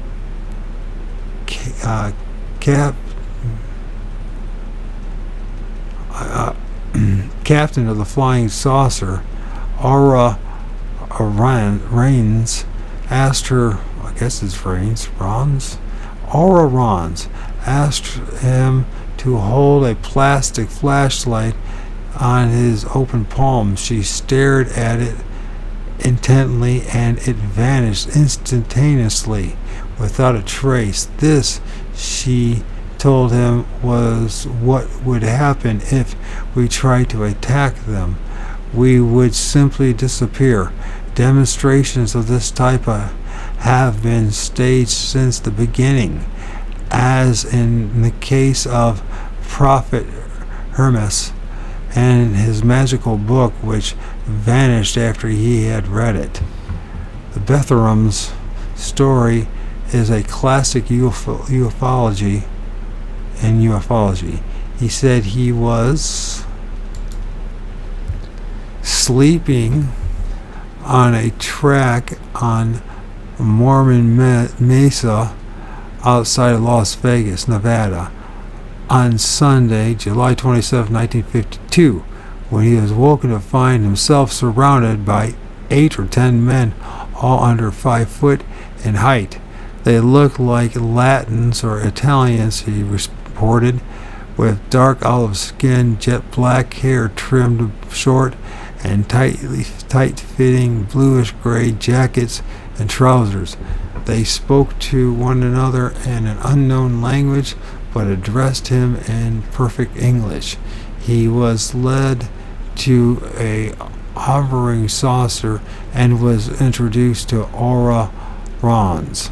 He saw a great deal of Captain Rons. After that, she even materialized suddenly in his bedroom on a number of occasions, somewhat to the consternation of his wife, who later divorced him. In the UFO name game, Aura Rons might well have meant Aura Rains. Truman Bethram died May 21st, 1969. Bedroom visitants and poltergeist activity are common factors in the contactee syndrome, and these poltergeists are not only thieves and mischief makers, they are also proven arsonists. In hundreds of cases, the haunted houses suffer mysterious fires. As soon as one fire is extinguished in one part of the house, another breaks out elsewhere. Witnesses such as doctors, policemen, firemen have been present and have actually seen the fire suddenly burnt out in the corners of the rooms, curtains, waste baskets, and furniture. There seems to be an unearthly explanation for these sudden configurations. When I was visiting Hyderabad in central India, I heard stories of a haunted hut on the outskirts of the city that had been plagued by an arson-bent poltergeist. The local police chief had gone to investigate, and while he was in the hut, his trousers suddenly caught fire. That did it. He ordered the hut vacated and sealed up. It is traditional by the haunted houses eventually burned to the ground. UFO witnesses, researchers, and contactees have the same problem. As I pointed out earlier, soon after, researcher Stephen Yankee acquired a microfilm copy of Morris K. Jessup's Avaro Papers, a strange UFO document. His Michigan home went up in flames. There have also been several cases in which human beings have been found burnt to ashes, even through the chairs and beds they were in, only slightly scorched. In recent years, there has been an increasing number of cases in which people have been found totally cremated in their automobiles while the upholstery was only mildly singed. Water also plays an endemic role in the poltergeist phenomena. Torrents of water from unknown sources have flooded homes, gushing from the walls containing no pipes, acquiring from the ceilings, pouring down staircases, splashing by buckets full of nowhere to drench witnesses. Just as the UFO occultists have settled upon the extraterrestrial thesis to explain flying saucers, the occultists have decided that the poltergeists are caused by energy radiated from disturbed children or by restless ghosts. The common producer for the investigating poltergeist is the common procedure for investigating the poltergeist is to examine an entire history of the house and land. In some cases, it is discovered that someone was murdered there and buried there years, even hundreds of years, before the manifestations began. So the ghost is blamed for the phenomena. There are, of course, thousands of murders and violent deaths every year, and it might be useful to perform a study on all the scenes of these crimes to determine the percentage of the hauntings that occur afterwards. I suspect the percentage would be quite small. Rather, it seems that these events are concentrated in base areas and are merely a side effect of other things taking place there unnoticed. Small, confined areas all over the world appear to be haunted century after century by mischievous entities who are able to adopt any guise and who maintain such a total control over material objects that they can produce any kind of manifestation. Our willingness to accept the restless ghost theories is based upon our ego-inspired need to believe in the immortality in the human soul and spirit. The ultra-terrestrials might recognize that need and wickedly take advantage of our beliefs, tailoring their manifestations so that they appear to support our religious convictions. I have prepared two interesting graphs based upon independent research of the occultists and the ufologists. One is a chart of known UFO reports of the 19th century. The other is a chart from the recorded poltergeist cases for the same period. We find striking similarities in these patterns. In some cases, the poltergeist wave proceeds by a few months or a year or two the UFO activities in the same area. In other words, UFO and poltergeist activity occur simultaneously. Our biggest problem is that the occult phenomena have been more thoroughly investigated, recorded, and researched than the UFO phenomena. The occult records are lavish with essential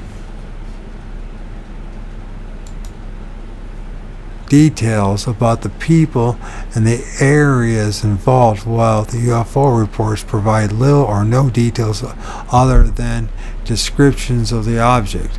The problem is in computing accurate charts from this kind of sampling are obvious, particularly since most of the better poltergeist reports of the period came from Europe,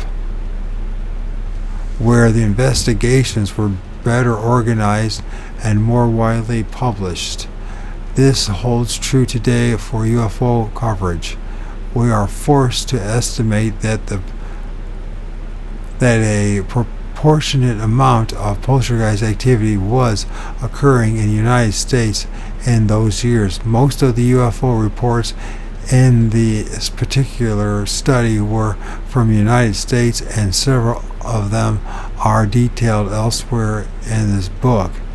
Assuming that each discovered historical report represents a larger number of unpublished and undiscovered reports, just as today's published UFO reports represents on average 250 unreported or unpublished sightings, we can conclude that a flap condition existed in the years 1820, 1834, 1844, 1846, and 1849.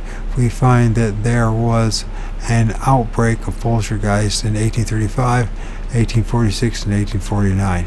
As the 19th century progresses, reporting improved, and we are able to make more precise correlations. A UFO took place in 1850, and there was also a series of poltergeist cases. A large poltergeist outbreak occurred in 1867, following flaps in 1863 and 64. UFO activities became more intense beginning in 1870, and there were notable flaps in 1872, 1877, 1879. The 1880s produced a major explosion in all kinds of phenomena, including the sudden disappearance of people. The poltergeist cases were in abundance in that decade, particularly in the big flap years of 1883 and 1885. Morris K. Jessup labeled the years 1870 through 1887 the incredible decade after scouring the astronomical journals of that period. Astronomers made some remarkable discoveries during those years. The previous unobserved satellites of Mars popped into view in 1877. New craters appeared on the moon, and all kinds of strange objects flitted across the upper atmosphere. Bonella photographed unidentified objects while observing the sun during the flap year of 1883. Chapter 2. The Great Flap of 1897 was apparently in preparation. In 1866, a New Englander named William Denton declared himself to be the first modern contactee.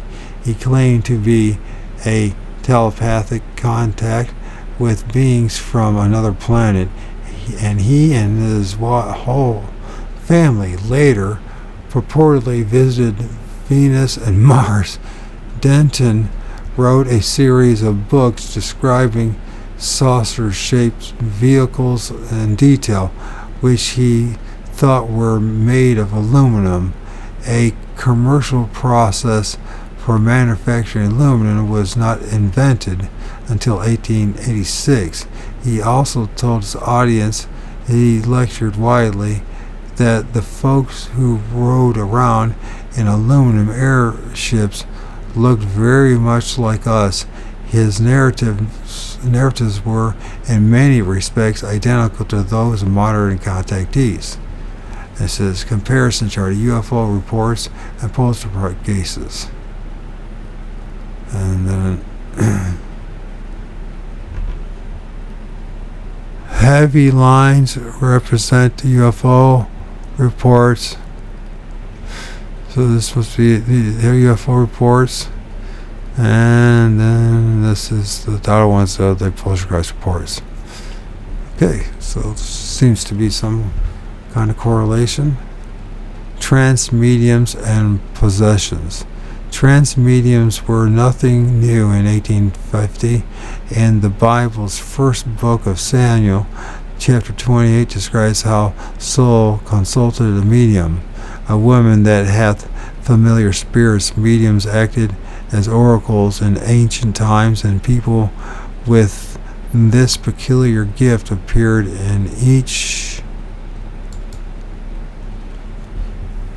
new generation. Such persons seem to serve as instruments through which the ultra-terrestrials can speak to us directly, and they often come up with amazingly accurate prophecies of the future and precise details of events that could seemingly be known only to the dead relatives of the people who consulted them. Of course, when spiritualism became a national fad, a goodly number of charlatans and hucksters moved in, but most of the genuine mediums exercised their talents carefully and for free. They did not indulge in fancy hocus pocus and did not need paraphernalia such as a spirit cabinet. They were and are people who can apparently summon up unseen entities or alien intelligences and extract information from them. I am not a spiritualist myself, although I have attended a few seances over the years, usually in the role of a scoffer or disbeliever. As a long-time amateur magician, I have been able to see through the frauds, but I have also been genuinely perplexed by some of the manifestation I have personally witnessed.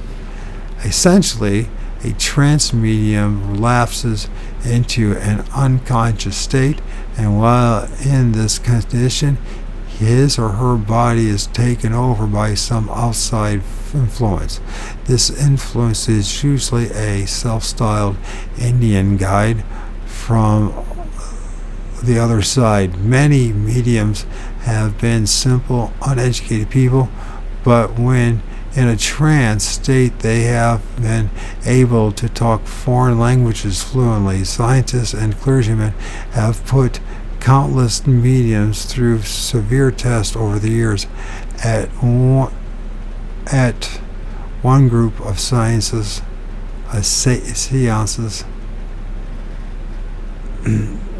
the 1920s, sitters who were all versed in different languages grilled mediums in everything from ancient Chinese to Swahili. And the controlling entities not only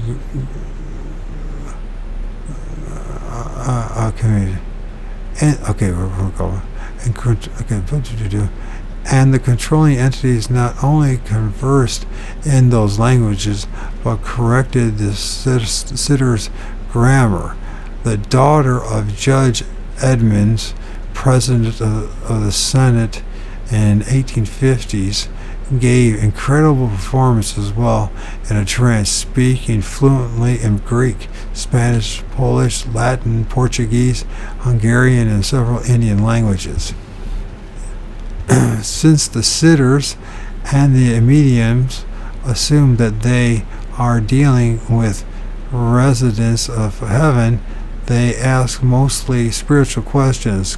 Customarily, the control will announce that Mr. Blank is standing next to him and wishes to speak to Mrs. Blank, who is attending the seance.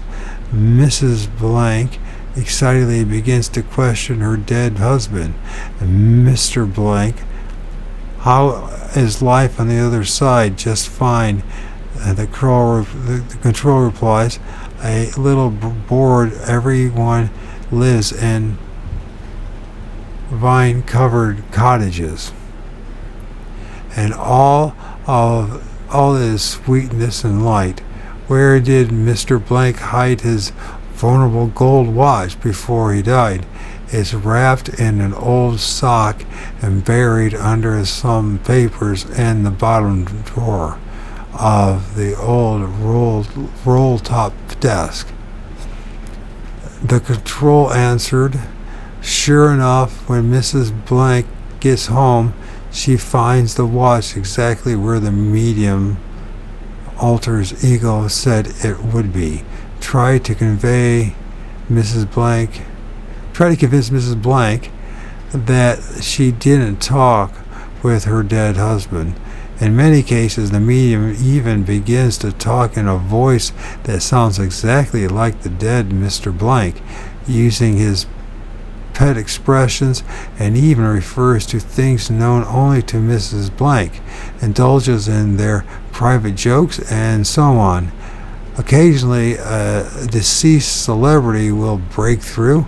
Recently, the late George Bernard Shaw made a tape recording on England, which is now circulating in the occult circles. Those who knew Shaw claimed that it sounds exactly like him, and uses his phraseology and local mannerisms, and displays his brilliant and distinctive wit. The trance phenomenon deserves extensive study because so many aspects of it are directly related to the contactee phenomenon. The contactee have been told 100 different stories of what life is like other than on other planets. If you review the descriptions of heaven produced at the thousands of possibly genuine seances, you will find the same contradictions. The entities will lie transparently at one point in a seance, and a few moments later will come up with the astonishing information which could not be based upon simple trickery. The mediums themselves have always been aware of their control's mischievous sense of humor. They speak in false shades and malevolent spirits who perform outrageous hoaxes. So the mediums and the professional investigators are always wary. The fact that a control can emanate George Bernard Shaw does not necessarily mean that GBS is doing the speaking from the spirit world. The fact that a control known where Mr. Blank hid his gold watch does not necessarily prove that Mr. Blank is standing at his side on the other plane. The medium generally remains completely inert while in the trance or occupied state, but in some instances can become quite animated and make gestures appropriate to whatever is being said. In the very real sense, medium's mind has blanked out and his or her body has been completely taken over by the control. The medium has become a zombie of sorts, possessed by an alien entity. An entity who lacks the physical form of its own. Contactees often find themselves suddenly miles from home without knowing how they got there. They either have induced amnesia or wiping out all memory of the trip, or they were taken over by some means and made to trip in a blackout state. Somehow they encounter a friend on the way. The friend would probably note that their eyes seemed glassy and their behavior seemed peculiar, but if the friend spoke to them, he might receive a curt reply.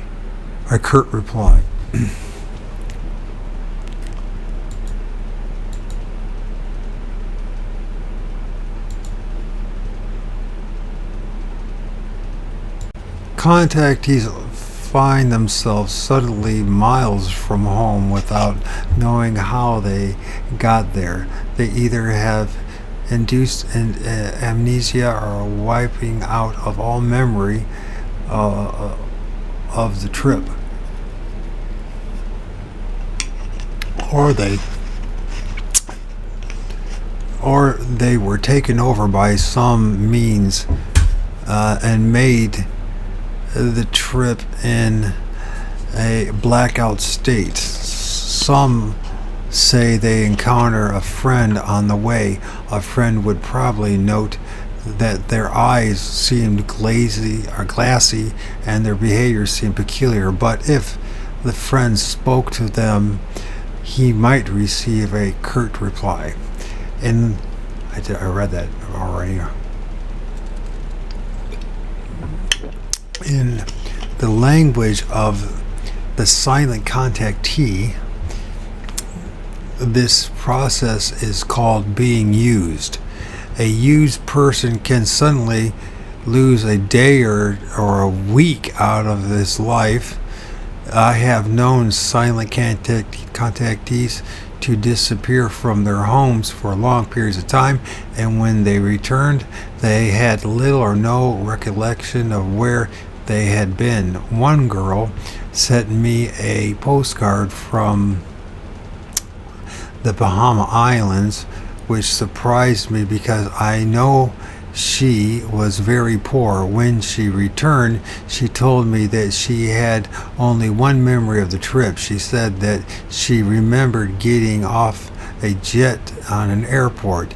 She couldn't recall getting on the jet or making the trip, and there's Indians met her and took her baggage. She remembered nothing further after that.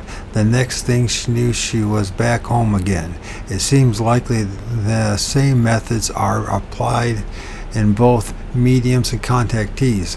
In the case of mediums, the mind control serves a useful purpose and enables the entities to establish direct vocal communication with us, and in many instances passes along worthwhile information. This process can also be destructive. A young man from Ithaca, New York, called me some time ago at the urgings of William Donovan, president of the Aerial Investigation and Research AIR, and to tell me of his close brush with death. One evening in the fall of 1867, he said he left his home to drive to a meeting. For some reason he couldn't explain, he got out of his car. He got out of his car, went back into his house, and carried out several aimless actions, such as picking up a book from a table and putting it on a shelf. Finally, I said to myself, okay, it's time. He told me he remembered leaving the house again and heading for his parked car. The next thing he knew, he was in a hospital bed. He had apparently driven about 4 miles to a railroad crossing just in time to meet an oncoming train. His car was demolished, but he escaped rather miraculously with only a few minor injuries. If he had not gone back into the house and carried out those time-killing chores, he would have avoided the train altogether. It is possible, of course, that the shock of the accident blotted out his memory of that 4-mile drive, but he couldn't even remember putting the key in the ignition. This man had been active in investigating UFO flaps that took place around the radio telescope installation near Ithaca in 1967 and 68. In his book Passport to Mangonia, the Dr. Jacob Vallée, a NASA astronomer and computer expert, touches on all this. In the Soviet Union, not so long ago, a leading plasma physicist died in strange circumstances. Dr. Vallée states he was thrown under a Moscow subway train by a mentally deranged woman. It is noteworthy that she claimed a voice from space had given her orders to kill the particular man. Orders she could not resist. Soviet criminologists I have been reliably informed are worried by the increase of such cases in recent years. Madmen rushing through the streets because they think that Martians are after them have always been commonplace, but the current wave of mental imbalance that can be specifically tied to the rise and development of contactee myths and the aspect of UFO problems that must be considered with special care. So there seems to be both good and evil forces at work in this type of phenomena. The good guys latch onto people with practically receptive minds and turn them into trance mediums. The bad guys use the same methods to tamper with the minds of contactees and even commit murders indirectly. Since incidences of these types can be traced throughout history, it seems probable that these forces have always been extant on this planet. When the good guys worked through mediums, they needed some excuse that we would accept. The answer seemed to be communication with the dead. These communicative efforts led to the foundation of spiritualism, and the entities played the role to the hilt, using their complete knowledge of us, our individual lives, provides us with proof that the existence of the spirit world. This is the same precise methodology being employed with the UFOs to build up a support for extraterrestrial thesis. We humans need acceptable explanations for unnatural phenomena, so they happily and often humorously supply us with all the explanations we can handle. At the same time, they give us tiny fragments of the real truth, hoping, no doubt, that we will be able to digest them slowly, ever so slowly.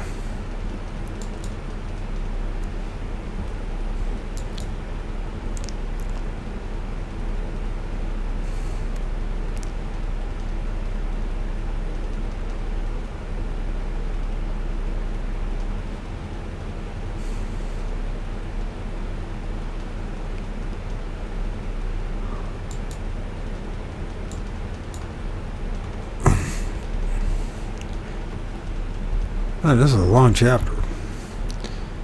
In early times, it seems as if they made a complicated attempt to convey the truth to us through mediums and psychics, but we choose to misinterpret these efforts and place them within the context of our primitive religious beliefs. We are still doing this. They are going along with it, since even misinterpreted communications is better than no communication at all. Religion may be the truth, but religion may not be the truth, but merely a step on a long path to the real truth. Fragments of the truth have been passed along to us through many different channels of communication. One of these is called automatic writing. The medium holds a pen or pencil loosely, and the controlling entity takes charge, moving the hand to write out the message. Many thousands of people have this gift and believe it is Believe it or not, whole books have been written by this process. Hundreds of them have been published over the years and form what is known as inspired literature. One of the most remarkable of these works is the huge volume titled OSP.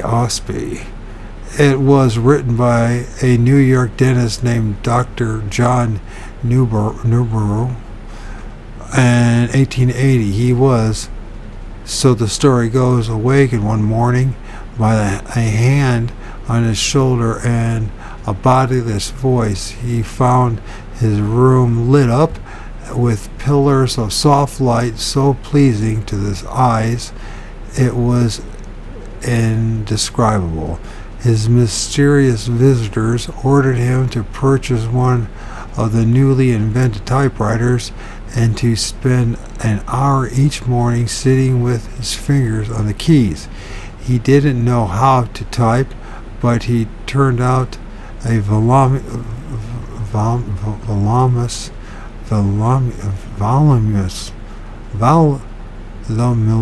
I can't say the word now, voluminous,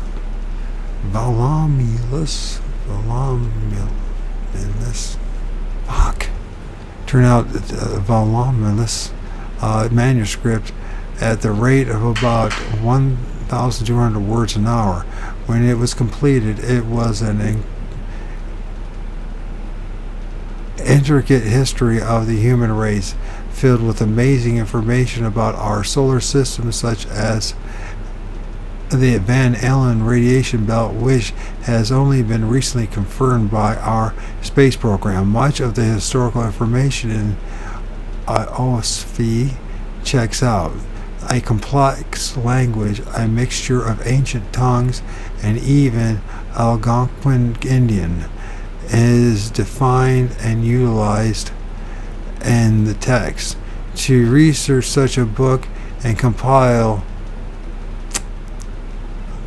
the language would require many years of study and hard work for a seasonal linguist, which Newborough was not. Another popular mode of communication is the Ouija board. This doesn't work for most and produces nothing but mischievous rubbish, probably from the subconscious mind, from others, but some medium types have obtained amazing results with it. And do the ultra-terrestrials really care about us? There is much disturbing evidence that they don't. They care only to the extent that we can fulfill our agnamic use of them. Reverend Alter Ford is one of America's best known trance mediums. For most of his life, he has served as an instrument for an entity who calls himself Fletcher. In 1928, Fletcher announced that Henry Houdini, who had died in 1926, was on hand and had a message which he wanted conveyed to his widow, Beatrice. The message was in a code once used by Houdini in a mind-reading act. This code was known only to the couple and had never been published or revealed to anyone. Fletcher, through Ford, was able to give precise details of the secret code, and Mr. Houdini later confirmed that the message had to come from her husband. This was only one of Ford's many coups.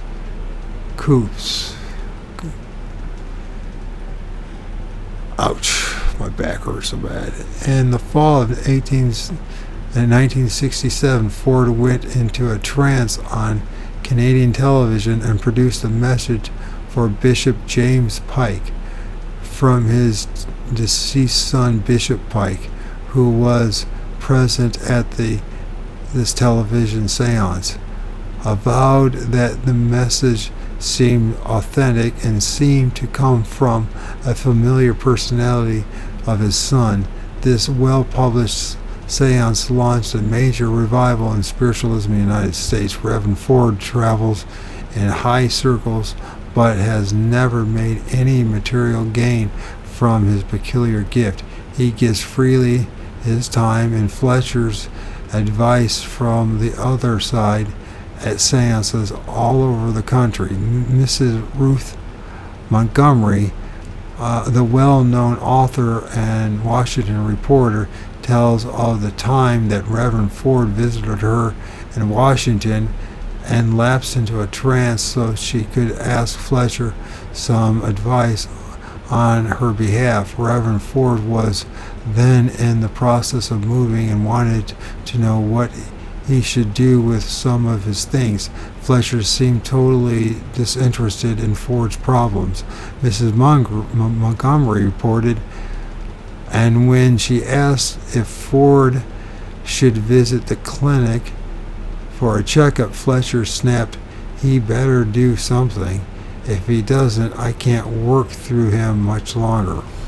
Although Reverend Ford had voluntarily submitted his person to Fletcher's use for nearly half a century, the entity was apparently completely disinterested in his problems and welfare. This is, alas, rather typical.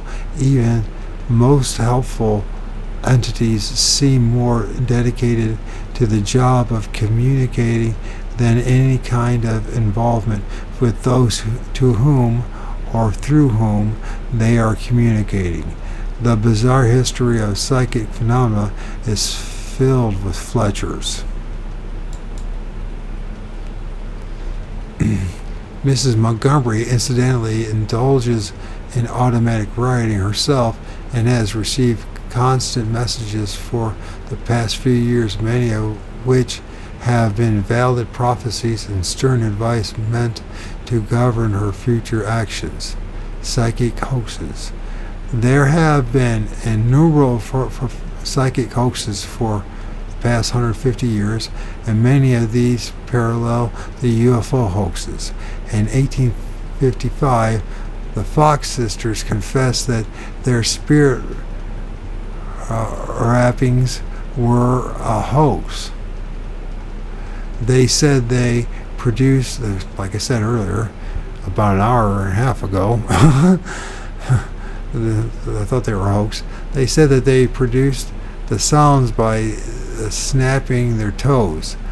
Think about that for a moment. Snapping your toes so it sounds like a rap on a wall or table would be a most remarkable talent, perhaps even more remarkable than the ability to communicate with the spirit world. I don't believe I would pay 10 cents to hear someone talk to a rapping spirit, but I would happily pay $5 to examine someone who could duplicate the rapping sound of snapping his toes. Later, the two sisters said the confession was false, that they had been bribed to make it. Mr. Houdini was genuinely astonished and impressed by Reverend Ford's messages Mrs. Houdini was genuinely astonished and impressed by Reverend Ford's messages from her husband, and she made numerous public statements to that effect, as well as signing various affidavits.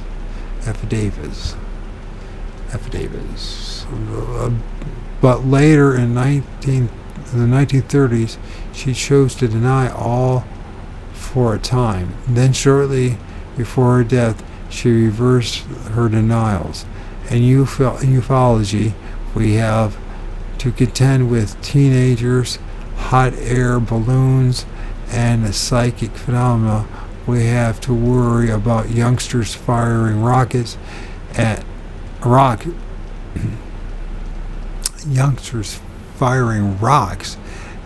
houses with slingshots and phony mediums levitating spirit trumpets with black threads. but there are many more UFO sightings than there are plastic balloons, and there are more poltergeists dumping rocks in living rooms than there are wide-eyed youngsters with slingshots. There are also more ultra-terrestrial entities than either the occultists or the UFO enthusiasts dream of.